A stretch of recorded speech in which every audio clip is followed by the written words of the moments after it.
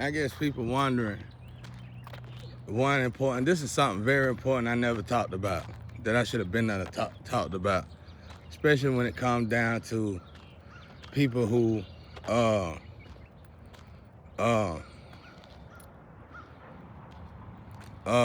go backwards, relapse, you know, look at the past differently. I know people wondering. I don't know why I never talked about that. Do I ever miss it? And do I ever think about going back? No, hell no. It's an honor to be here today. Even though I ain't got nothing, it's an honor to be living, man. Because I was the kind of person who prayed for death, so if I'd have died then, I'd have regretted it. I didn't understand death. I didn't understand the spiritual realm. I didn't understand the afterlife. I didn't truly understand God. I was just in my emotions. No, I like to look back because I hope that one day, or if somebody else making it, I like to tell these stories, somebody else might make it. To make movies about these stories, books about these stories, to help people that's still dealing with these stories. No, I'm thankful. When I got to embrace a family, the little temporary time that I did get to embrace it with my son, and as much hardship that my son had to go through to stay here and to be here today. I mean, I hope I ain't heard from my son. I've seen my son in 5 years, but the fight that he put up to stay with us, and I lost my son when he was 1.5. So, I mean, they took my son from me when he was 1.5. That fight of him coming 6 months early and being here, and what me and his mama had to go through together, and what all of us went through together. And with that being my first family and experience in a family, and at that time when he was coming, I was still in that street mode. I think I should go back to the street. I think I missed the street. I think I shouldn't have did this, shouldn't have did that. But when my son put up that fight, I was like, man, if he can fight to stay here, not knowing what to expect, then I can definitely fight to be a good daddy for him. So I had to embrace the moment. And when I embraced the moment, I realized that it was an offset. It was a different phase in life. And that's why I kept wondering whether or not I wanted to embrace that life, because that's what I noticed. If I accept that change, then it was gonna change me forever. It wasn't, I thought I was scared because I was gonna miss this, miss that, miss this, and miss that. No, I was scared because you don't know what change is. You gotta walk into change with faith. And when you use faith, you don't know what to expect. You don't know what to expect. And even though they took my son from, I had the best, I can honestly say, some of the best times that I had in my life was that moment with my son and my ex-wife. And it woke me up to new beginnings. I really couldn't wait to find another job, a better paying job. I really couldn't wait for that next chapter in my life. Because watching my son grow up, watching my son strive, and watching my son fight, and watching my son conquer, it put the best smile on my face. It put a smile on my face that was genuine. Watching my son fight. I mean, my son, when he got here, it hurts for him to hold my finger because he was basically born inside out.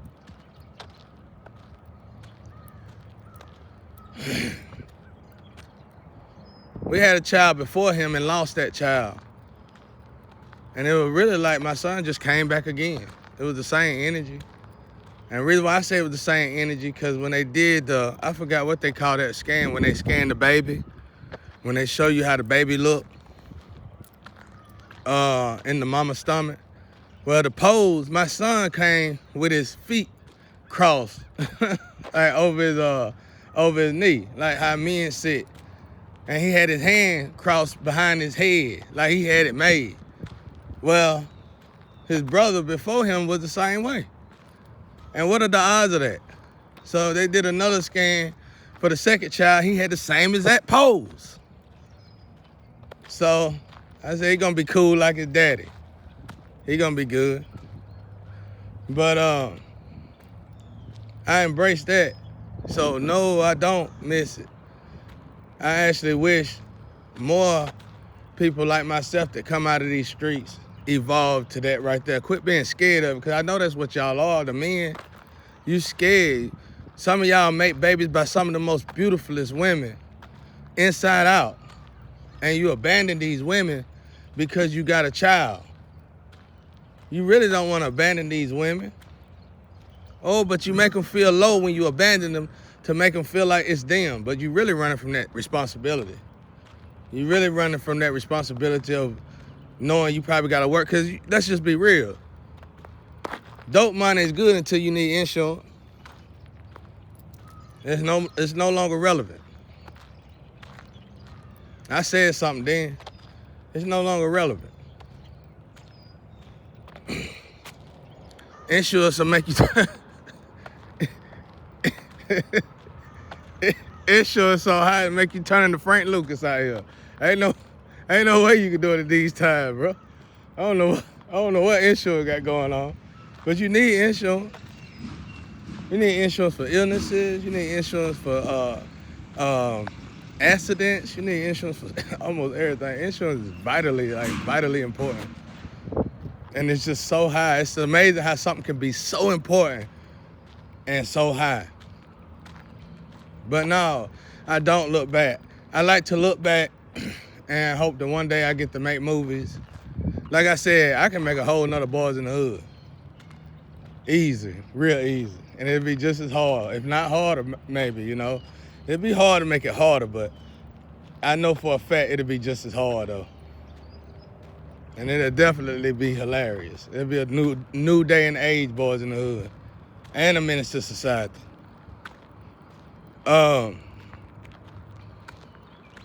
Yeah, I could dominate, though. If not dominate them, I could damn sure come close. You better know it.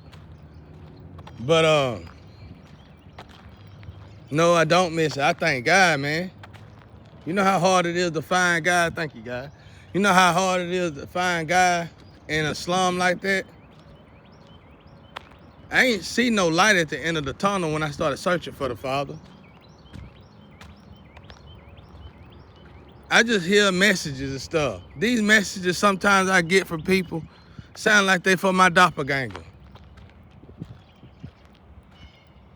I've been on my own for a long time. It's lovers that I know supposed to got here, but never get here. That's why I can always show love and speak love to the people and speak love to the lovers that's supposed to have been lovers, should have been lovers, and could have been lovers. I can show love to all of them because I never meet them anyway. None of them. Whatever they got me in, whoever sacrificed me really put their heart and soul into this. They put their whole Trinity power in there. Whoever did it, I ain't gonna say Trinity power, but somebody put their all into just tearing my life apart because they wanted something badly. Well, whoever, and they were older folk. That was a group of y'all. Y'all tore my life apart, man. Rather this was an experiment or what, I don't know what you did it for, but I hope you got what you wanted. And I forgive you for it, but I still want my Father's will to be done to y'all. All the way 100. But no, I don't. I love the fact that I can be around people that used to do, that still do what I used to love to do. And not only do I not want to do it, but the people that love to do it notice that I don't want to do it. And when they get done doing it, they want to know, how did I do it? How did I did it? Yeah, how did I do it? My bad. How did I do it? Got it right the first time, right? How did I do it? They want to know, how did I do it? They might walk with me out the doors, wherever we at. Man, how did you do that? 'Cause I remember how you were. How did you do that? I love that. I love that.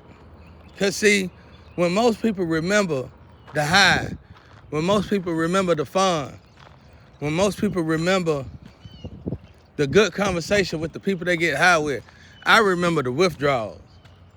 No matter what it is, it ain't gotta be a drug. I remember the pain. I remember the hardship, and I remember the trials and the tribulations that came with that. Easy. It always dominate the high for me. And I always remember how I always try to get back and want to go back to sober. So I never really got to enjoy my high life. So no, I don't miss it. I don't even think about it unless I want to think about movie ideas or music ideas. I utilize my past. I don't disown my past. I utilize my past to remodify and make me a better person for my future and to help others. My goal is God. I still ain't got nowhere where I want to be with God. I still ain't got as close as I need to be to God. Right now, God, my father teaching me about women. Some really close to me, new energy. But some still might not have a good agenda. And it's like God want me to notice that. These women are two good women. One got a good agenda, one got a bad agenda, or they both could possibly have a bad agenda. Now tell me, son, about their agenda. That's where I'm at. Even though I might not even meet these women, my father expects that out of me. I like elevating. Moving toward the light is elevating. I love challenges. I love change. Faith is the scariest weapon that a person could have that I feel. And I get scared. I start shaking when I gotta use faith. But for me, it's an adrenaline rush. Because when you use faith, you don't know what's at the end of the tunnel. You don't see no light at no end of no tunnel.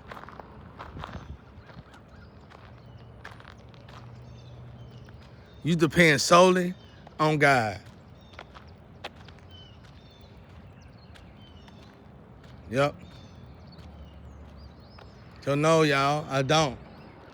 That's why I like telling my story, and I don't mind telling my story. I've been stuck so long and buried for so long. I give y'all hell for using my stuff, but my ancestors were on your asses. But cause you gotta figure out how to show love. You don't never steal, take from nobody.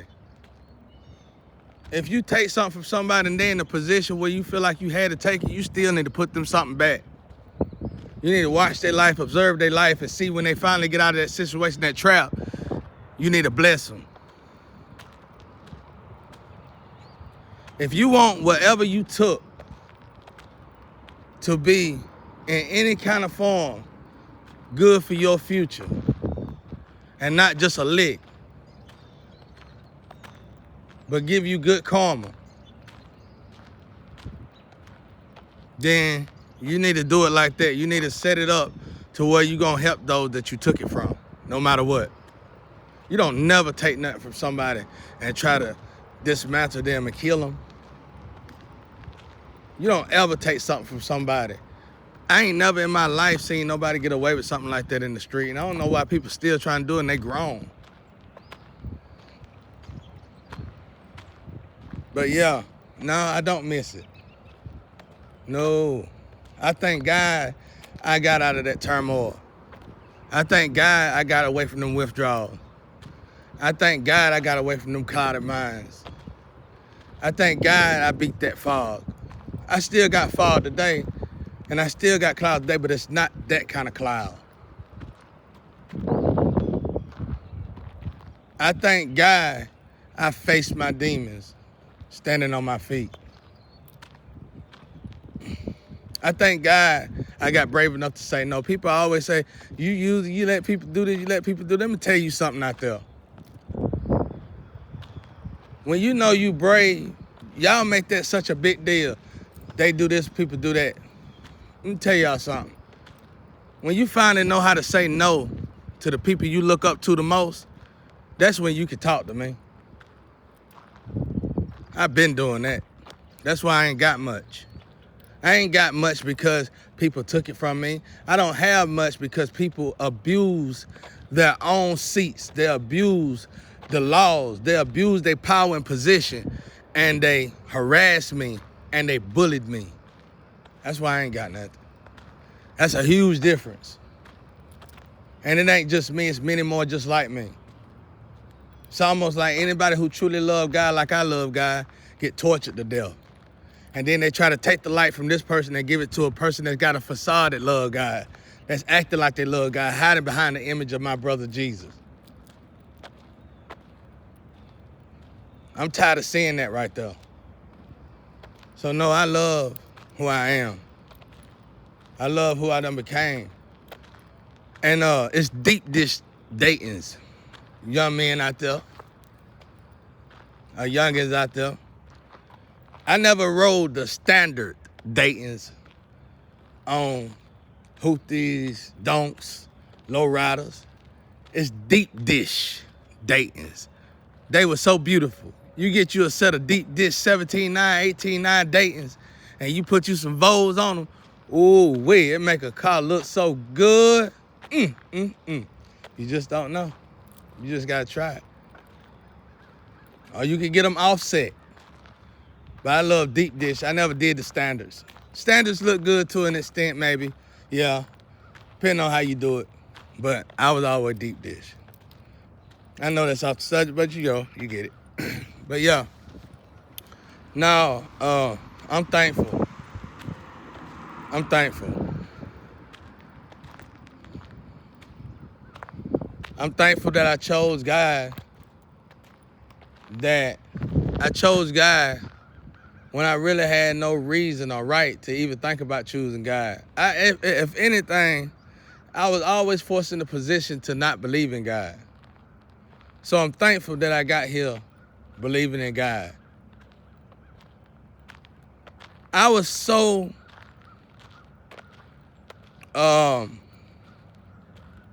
buried and been so buried and still buried to the point where the physical life can't even give me nothing, not even mail.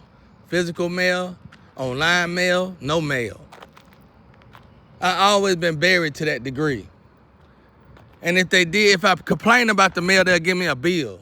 They'll give me some damn bill that came out of nowhere. That's it. One bill. You want to give them nigga mail? Give them this. I can already hear my family. Evil. Now, but no, I got one bill. I mean, I didn't get nothing in the physical. So long, I done went so long not getting nothing in the physical that I supposed to have been got in the physical, that I started recognizing the spiritual gifts. Powerful, huh, God? I went so long not getting nothing in the physical that I started recognizing my spiritual gifts and how to utilize them. And that really made me thank God that I joined God's side. Follow God, fight for God, give my all for God, and give my last to God. I still make mistakes. I'm not perfect. Man, I got so long to go. But that's what makes it so great. Because I'm never alone. I'm always with God, and I can prove it. Let's say y'all got plans to keep me by myself to the day I die. Well, me and God got so much